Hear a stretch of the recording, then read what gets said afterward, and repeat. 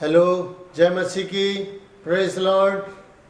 आइए और एक संडे के सुबह समय प्रभु की स्तुति आराधना करने के लिए और उसकी वचन से सुनने के लिए हम प्रभु के सामने समर्पित होकर प्रार्थना में जाएं। दयालु प्रेमी पिता परमेश्वर, धन्यवाद, प्रशंसा, स्तुति, महिमा आपकी हो। प्रभु, आज सुबह के समय आपकी स्तुति आराधना करने के लिए, वचन से सुनने के लिए हम सबों को मदद करिए। हे प्यारे परमेश्वर, सारे आदर और महिमा आपको देते हैं। आज की आराधना के शुरू से अंत तक आप हमारे साथ रहे। पवित्र आत्मा हमसे बातें करिए, मदद करिए और हर एक के जीवन को स्पर्श करिए। आपके बिना हम कुछ भी नहीं है पिता परमेश्वर, आप ही हमारा सब कुछ है। इसलिए सारे आदर और महिमा आपको देते हुए प्रभु यीशु मसीह के नाम से मांगता हूँ, स्वर्गीय पिता, आमीन। प्रभु की स्तुति महिमा के लिए एक भजन को हम गाएंगे। हालेलुया हालेलुया जय यीशु की। हालेलुया हालेलुया जय यीशु की। हालेलुया हालेलुया जय यीशु की। हालेलुया हालेलुया जय यीशु की। हालेलुया हालेलुया जय यीशु की। राजाओं का राजा, प्रभुओं का प्रभु, समझ में सबसे महान। राजाओं का राजा, प्रभुओं का प्रभु, समझ में सबसे महान। महिमा महिमा हो यीशु की। महिमा महिमा हो यीशु की। ओ महिमा महिमा हो यीशु की। महिमा महिमा हो यीशु की। महिमा महिमा हो यीशु की। महिमा महिमा हो यीशु की। हालेलुया हालेलुया जय यीशु की। हालेलुया हालेलुया जय यीशु की। असंभव को संभव करने वाला प्रभु अनादि अनंत। असंभव को संभव करने वाला प्रभु अनादि अनंत। महिमा महिमा हो यीशु की। महिमा महिमा हो यीशु की। महिमा महिमा हो यीशु की। महिमा महिमा हो यीशु की। महिमा महिमा हो यीशु की। महिमा महिमा हो यीशु की। हालेलुया हालेलुया जय यीशु की। हालेलुया हालेलुया जय यीशु की। प्रेमी अनोखा, शांति का राजा, करुणा का सागर। प्रेमी अनोखा, शांति का राजा, करुणा का सागर। महिमा महिमा हो यीशु की।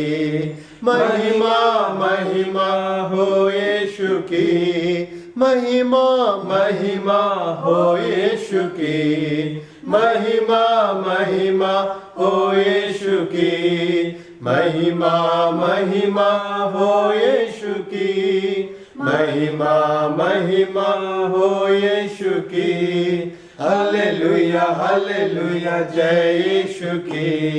हालेलुया हालेलुया जय यीशु की। अल्फा ओमेगा, आशीषों का सोता, सृष्टि का आधार। अल्फा ओमेगा, आशीषों का सोता, सृष्टि का आधार। महिमा महिमा हो यीशु की। महिमा महिमा हो यीशु की। महिमा महिमा हो यीशु की। महिमा महिमा हो यीशु की। महिमा महिमा हो यीशु की।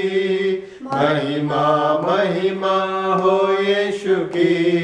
हालेलुया हालेलुया जय यीशु की। हालेलुया हालेलुया जय यीशु की। बोलो यीशु मसीह की जय। आइए आज प्रभु के संदेश हम सुने। आज जो टॉपिक मैं लिया हूं वो है 7 things God cannot do, 7 चीजें जो परमेश्वर नहीं कर सकता। हम जानते हैं हमारा परमेश्वर सर्वशक्तिमान है और वो सब कुछ कर सकता है, उसके लिए कुछ भी कठिन नहीं है। जो भी हम देख रहे हैं, सारी दुनिया की सृजनहार वो है, वो सब कुछ बनाया है, वो रचनहार है, सब कुछ अपने हाथों से अपने बातों से वो किया है। वो सर्वशक्तिमान है और उसके लिए कुछ भी कठिन नहीं है। लेकिन ऐसी कुछ बातें हैं, ऐसी कुछ चीज़ें हैं, ऐसी कुछ विषय है जो परमेश्वर कभी नहीं करता या कर ही नहीं सकता, क्योंकि उसका स्वभाव उसे मना करता है। यह नहीं कि परमेश्वर लिमिटेड है इसलिए वो कुछ नहीं कर सकता, यह नहीं कि उसके लिए वो सब करने के लिए उसके पास सामर्थ्य नहीं है, यह बात नहीं है। परमेश्वर के पास सब कुछ सामर्थ्य है, लेकिन कुछ चीजें कुछ बातें ऐसा होता है जो परमेश्वर कभी भी नहीं करता, करेगा नहीं, किया नहीं, करता नहीं है। इसलिए हम कहते हैं वो कर ही नहीं सकता। ऐसी कुछ बातें हैं, ऐसी कुछ चीजें हैं। तो 7 बातें आज आपके सामने मैं बोलने जा रहा हूं। ध्यान से सुनिए। इन 7 बातें अगर परमेश्वर नहीं करता तो हम भी नहीं करना चाहिए, क्योंकि हम परमेश्वर के संतान हैं। अगर परमेश्वर के संतान हैं तो परमेश्वर के जो गुण हमारे पास भी होना चाहिए। कुछ लोग होते हैं, कहते हैं परमेश्वर के संतान, लेकिन उनका काम शैतान का सा होता है। तो ये डबल स्टैंडर्ड नहीं होना चाहिए हमारे जीवन में, ऐसे दोहरी बातें नहीं होना चाहिए। अगर हम परमेश्वर का संतान हैं तो परमेश्वर के संतान जैसे परमेश्वर का जो मनभाव चीज है, कार्य है, वही करना है। तो 7 बातें जो है ये परमेश्वर करता नहीं है, ये हम देखेंगे। पहले वचन तो हम पढ़ेंगे कि परमेश्वर हमारा सर्वशक्तिमान है, उसके लिए कुछ भी कठिन नहीं है। पहली वचन को हम पढ़ेंगे यिर्मयाह उसका 32 का 17।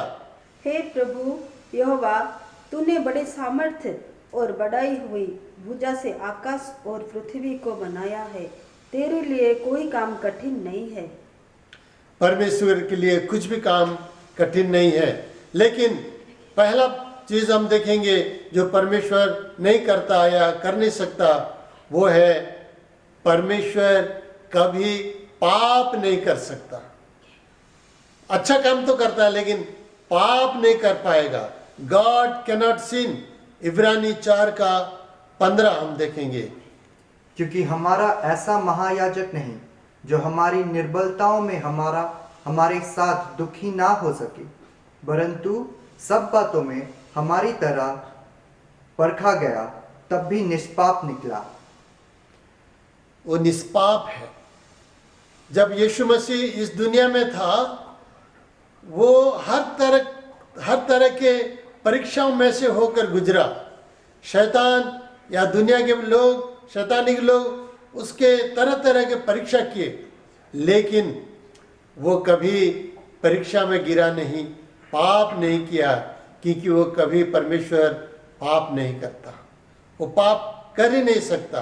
पाप उसके पास उसको स्पर्श नहीं कर सकता। वो निष्पाप है, पवित्र है। दूसरे कोरिन्थी 5 का 21 में भी हम पढ़ते हैं, जो पाप से अज्ञान था उसी को उसने हमारे लिए पाप ठहराया कि हम उसमें होकर परमेश्वर की धार्मिकता बन जाए। हम प्रभु यीशु के कारण धार्मिक बनते हैं। वो पवित्र है, वो निष्पाप है, पाप नहीं जानता था, लेकिन हमारे खातिर उसको पाप के स्वरूप बना दिया गया और क्रूस पे लटका दिया गया, ताकि उसके कारण, उसके मारे जाने से हम अनंत जीवन पाए। तो हमारे लिए, हमारे खातिर यीशु पाप के बराबर हो गया, इसीलिए परमेश्वर जब वो क्रूस पे लटक के चिल्ला रहा था, एली एली लामा सबक्तानी, हे मेरे परमेश्वर मुझे क्यों छोड़ दिया, तो परमेश्वर मुंह मोड़ के उसकी ओर नहीं देखा, क्योंकि सारे दुनिया के पाप उस पर उस समय था। पूरे दुनिया के पाप का बोझ उठाकर वो क्रूस पे लटका हुआ था। इसीलिए परमेश्वर उसकी ओर देख नहीं सका, क्योंकि परमेश्वर पाप की ओर नहीं देख सकता। प्रभु यीशु मसीह खुद तो कुछ भी पाप नहीं किया था, लेकिन हम सबों का पाप लेकर कल्वरी क्रूस पे वो मर रहा था। दूसरी चीज जो परमेश्वर नहीं कर पाता वो है, परमेश्वर कभी किसी से भय नहीं करता। God does not fear. परमेश्वर क्यों किसी से भय नहीं करता? क्योंकि वो प्रेम है, और प्रेम जिसके पास होता है, जो सिद्ध प्रेम जिसके पास होता है, उसमें भय नहीं होता है। पहला यूहन्ना उसका 4 का 8 और 18 पद में हम देखेंगे कि प्रभु के वचन में क्या लिखा है, परमेश्वर के बारे में क्या कहा गया है। जो प्रेम नहीं रखता वो परमेश्वर को नहीं जानता है, क्योंकि परमेश्वर प्रेम है। प्रेम में भय नहीं होता, वरन सिद्ध प्रेम भय को दूर कर देता है, क्योंकि भय का संबंध दंड से होता है, और जो भय करता है वो प्रेम में सिद्ध नहीं हुआ। जो भय करता है, सिद्ध प्रेम उसमें नहीं है, प्रेम में वो सिद्ध नहीं होता। लेकिन परमेश्वर स्वयं प्रेम है, परमेश्वर का सब कुछ प्रेम है, इसलिए उसमें भय नहीं होता है। वो कभी किसी को भय नहीं करता है। कभी कभी जब परमेश्वर लगता है हमसे दूर है, तो हम सोचते हैं कि परमेश्वर इस बातों के कारण वो पीछे हट गया है। लेकिन परमेश्वर कभी पीछे हटता नहीं, किसी को भय नहीं करता है, लेकिन कुछ बातों को वो परमिशन देता है। इसीलिए हमें ये याद रखना चाहिए, परमेश्वर भय नहीं करता, तो हम परमेश्वर के संतान होने के नाते हम भी कोई भी चीज़ों को भय नहीं करना, किसी भी बातों को, किसी भी व्यक्ति को भय नहीं करना है, सिर्फ परमेश्वर को भय करना। जो परमेश्वर को भय करते हैं वो किसी को भी भय करने का जरूरत नहीं है, क्योंकि परमेश्वर का भय हमें ऐसा दृढ़ बना देता है, ऐसे शक्तिशाली बना देता है कि हम कोई भी बातों पर और परवाह करना जरूरत नहीं पड़ता है। तो परमेश्वर जिन जिन बातों को नहीं करता, हम भी उससे परहेज रहना है। तीसरी बात जो परमेश्वर नहीं करता वो है पक्षपात या भेदभाव। परमेश्वर किसी का पक्षपात या भेदभाव नहीं करता। जैसे हम प्रभु के वचन में देखते हैं, प्रेरितों के कार्य 10 अध्याय का 34 में पतरस कह रहे हैं, तब पतरस ने मुंह खोलकर कहा, अब मुझे निश्चय हुआ कि परमेश्वर किसी का पक्ष नहीं करता। परमेश्वर किसी का पक्ष नहीं धरता, किसी का पक्षपात नहीं करता है। He doesn't do partiality। क्यों? वो यहूदी या अन्य जाति या गैर मसीह या मसीह या यूनानी या इब्रानी, ऐसे गोरे काले पीले, बड़े धनी ऊंचे नीचे, गरीब कंगाल, किसी का भी भेदभाव वो नहीं करता। वो सब के लिए समान सा व्यवहार दिखाता है। ऐसा होता है कि प्रभु के वचन में भी लिखा है कि वो धर्मियों के ऊपर और पापियों के ऊपर अपना सूरज उगाता है।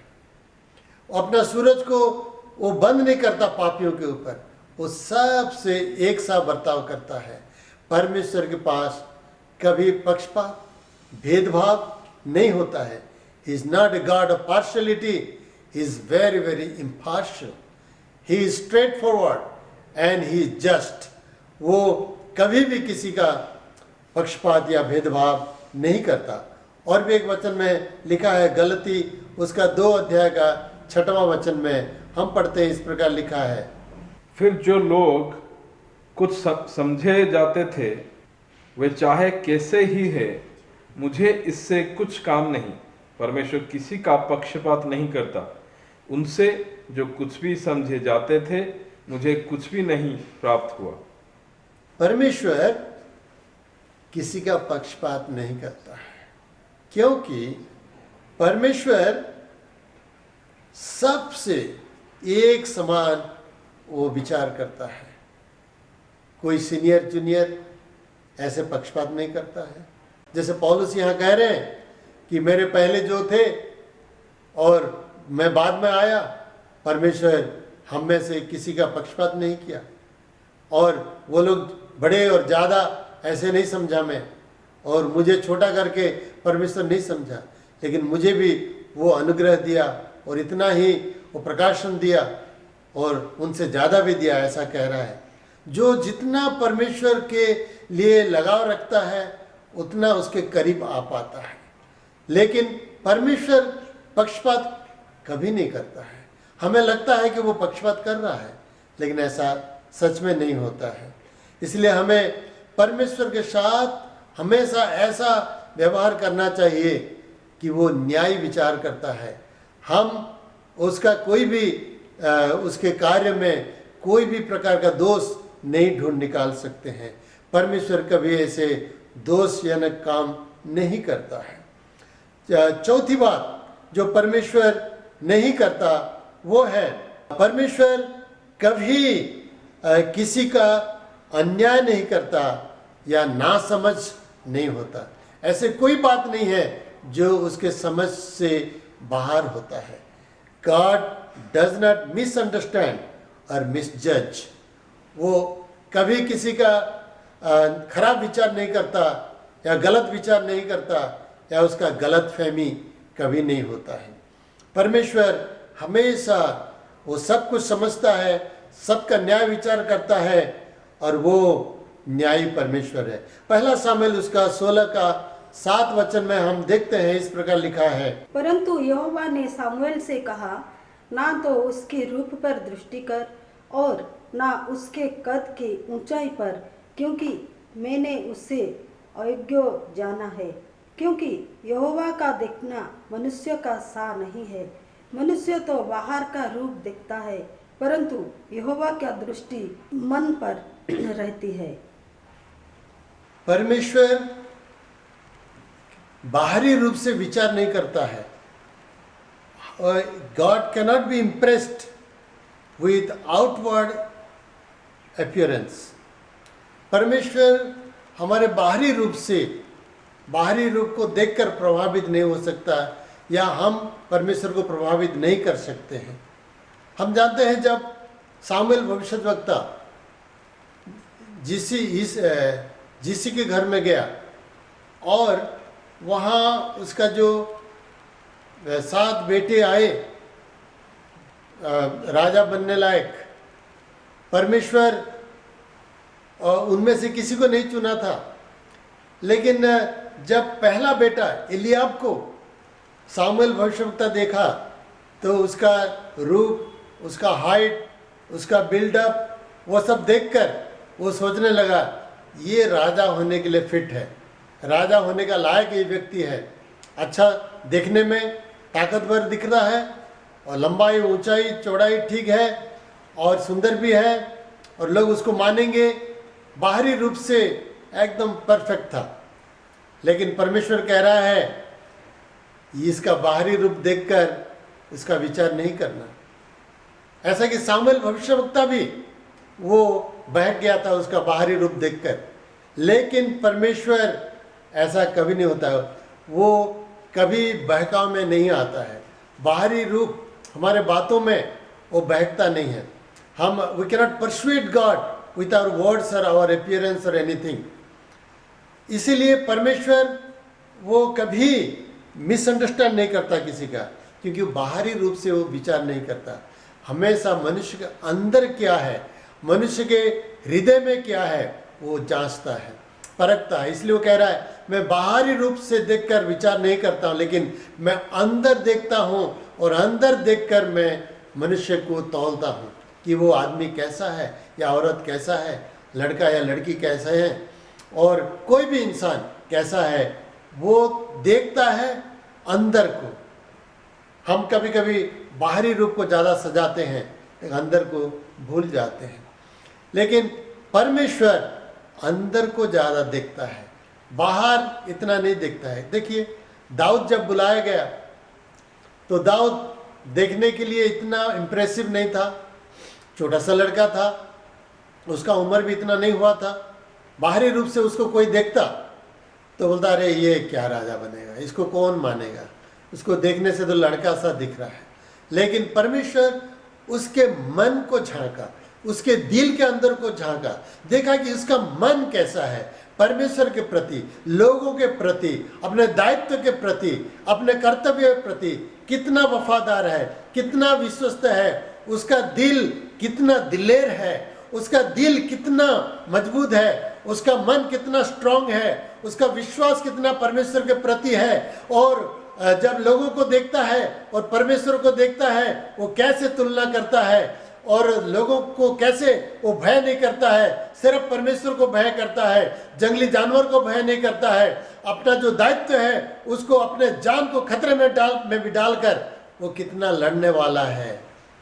वो उसका बाहरी चेहरा से वो दिखाई नहीं देता था, लेकिन उसके अंदर जब मन को परमेश्वर देखता, क्योंकि परमेश्वर सिर्फ हमारा अतीत या वर्तमान को नहीं देखता, भविष्य को भी देखता है। इसलिए हमारा मन और दिमाग और दिल और हमारे आत्मा में क्या क्या है परमेश्वर सब जानता है। इसलिए परमेश्वर बाहरी दिखावट से, बाहरी रूप से कभी भी प्रभावित नहीं होता है। ये एक बहुत अच्छी बात है परमेश्वर के प्रति। इसलिए हम भी जब कोई भी परिस्थिति को देखते हैं कि क्या मनुष्य को सामना करते हैं, तो उस समय बाहरी परिस्थिति के ऊपर हम प्रभावित नहीं होना है। हमेशा प्रार्थना करना है, प्रभु हमें बताइए कि ये चीज़ क्या है और ये परिस्थिति क्या है। जैसे दाऊद हमेशा करता था, हमेशा परमेश्वर को पूछता था, परमेश्वर मैं क्या जाऊं, ये काम करूं, और परमेश्वर उत्तर देता था। आज भी हमारा जिंदा परमेश्वर है, जब हम प्रार्थना करेंगे तो जरूर जवाब देगा और हमें डायरेक्शन देगा। पवित्र आत्मा भी हमें जरूर गाइड करेंगे। पांचवा बात हम देखेंगे, गॉड कैनॉट बी ब्राइब्ड। परमेश्वर को घूस देकर हम संतुष्ट नहीं कर पाएंगे।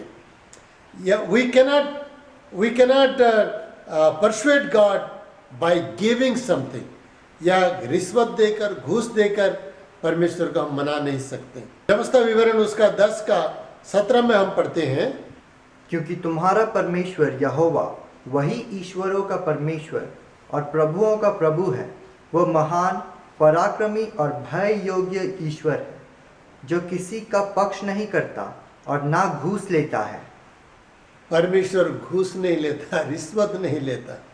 इंसान आज के दुनिया में घूस रिश्वत के पीछे पड़ गए हैं। हम लोग रोज बरोज सुनते हैं कि फलाना ऑफिसर घूस लेता था, वो पकड़ा गया, उसका सस्पेंड हुआ, नौकरी से डिसमिस हुआ। फिर भी लोग इतना सब न्यूज़ देखते हैं, फिर भी घूस लेने में पीछे नहीं हटते। लोग उसको इतना जकड़ा रखा है कि पैसों का लालच उनको इतना पकड़ा रखा है कि वो छोड़ नहीं पा रहे हैं। लेकिन परमेश्वर कभी घूस नहीं लेता है। वी कैनॉट परसुएड गॉड और we cannot bribe God at all and convince him with our own वे।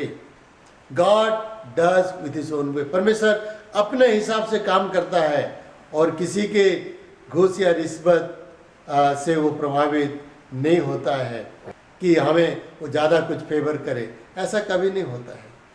वो ऐसा करता नहीं है, वो किसी का पक्षपात नहीं करता है। सिर्फ हम जो कर्म करेंगे उसके अनुसार हमें वो फल देता है। हमारा कर्म के अनुसार हमें फल मिलेगा और उससे अलावा कुछ नहीं है। लेकिन अगर हम अपना कर्म मतलब विश्वास का कर्म, परमेश्वर पर हम विश्वास करके परमेश्वर के शक्ति, ज्ञान, बुद्धि पर हम भरोसा रखेंगे तो वैसा ही हम फल पाएंगे। और छठवां पॉइंट हम देखेंगे, परमेश्वर अपने आप को अस्वीकार नहीं कर सकता। God cannot deny himself. ये छठवां कार्य परमेश्वर नहीं कर सकता। वो अविश्वस्त होने के लिए या अन्याय करने के लिए अपने आप को अस्वीकार नहीं कर सकता। परमेश्वर का जो स्वभाव है वही है, उसके आगे पीछे लेफ्ट राइट को नहीं जा सकता। ही cannot change himself, he cannot deny himself, he is unchanging God. वो हमेशा एक सा होता है, वो बदलता नहीं है। दूसरा तिमुथी उसका 2:13 में हम पढ़ते हैं, यदि हम अविश्वासी भी हो तो भी वह विश्वास योग्य बना रहता है कि वह आप अपना इनकार नहीं कर सकता। वो आप अपने को इनकार नहीं कर सकता। परमेश्वर कभी अविश्वस्त नहीं होता है। ही कैनॉट डिनाई हिमसेल्फ, अपने आप को अस्वीकार नहीं कर सकता। और 7वां बात को हम देखेंगे जो प्रभु के वचन में लिखा है, व्यवस्था विवरण उसका 31:6 में लिखा है, तू हियाबबान और दृढ़ हो, उनसे ना डर और ना भयभीत हो, क्योंकि तेरे संग चलने वाला तेरा परमेश्वर यहोवा है, वह तुझे धोखा ना देगा और ना छोड़ेगा। परमेश्वर कभी छोड़ता नहीं है या भूल जाता नहीं हमें। इब्रानी 13:5 और 6 में भी लिखा है प्रभु के वचन में कि वो हमें कभी भूलता नहीं है। तुम्हारा स्वभाव लोभ रहित हो और जो तुम्हारे पास है उसी पर संतोष किया करो, क्योंकि उसने आप ही कहा है कि मैं तुझे कभी ना छोड़ूंगा और ना कभी तुझे त्यागूंगा। इसलिए हम बेधड़क होकर कहते हैं कि प्रभु मेरा सहायक है, मैं ना डरूंगा, मनुष्य मेरा क्या कर सकता है। God cannot forget his children। जब प्रभु के वचन में हम देखते हैं कि माँ अपने बच्चे, दूध पीते बच्चों को भूल सकता है, लेकिन मैं तुम्हें कभी ना भूलूंगा। परमेश्वर अपने बच्चों को कभी भूलता नहीं है, कभी कभी नहीं भूलेगा। ये अपने मन में, दिमाग में आप प्रिंट करके रखिए, छाप मोहर लगा के रखिए कि परमेश्वर कभी आपको नहीं भूलेगा। वो अपने बच्चों को नहीं भूलता है। इसलिए ये इम्पोर्टेंट है कि हम परमेश्वर के बच्चे बने पहले। हाँ, अगर हम परमेश्वर के संतान बन गए तो हमें वो कभी भूलेगा नहीं, क्योंकि वो परमेश्वर के संतानों को, अपने अंगों को वो कभी भूलता नहीं है। तो आप हियाब बांधिए, आप ढाढ़स बांधिए। अगर आप परमेश्वर का संतान हैं, आप कोई भी परिस्थिति में होकर जा रहे हो, कोई भी समस्या में होकर आप गुजर रहे हो, कोई भी संकट हो आपके सामने, कोई भी परेशानी हो, कोई भी बीमारी हो, कोई भी अवस्था है, कोई भी दुरावस्था हो, परमेश्वर आपको भूलेगा नहीं, आपको छोड़ेगा नहीं, आपको त्यागेगा नहीं, आपके संग रहेगा, हमेशा आपके साथ रहकर आपको चलाएगा, आपका हाथ पकड़कर वो चलाएगा। जितना जरूरत है आपका वो मदद करेगा, वो कभी आपको भूलेगा नहीं। हमारा परमेश्वर कितना दयालु परमेश्वर, कितना प्रेमी परमेश्वर कि हमें वो छोड़ता नहीं है। हम कभी कभी भूल जाते हैं उसको, लेकिन परमेश्वर हमें नहीं भूलता है।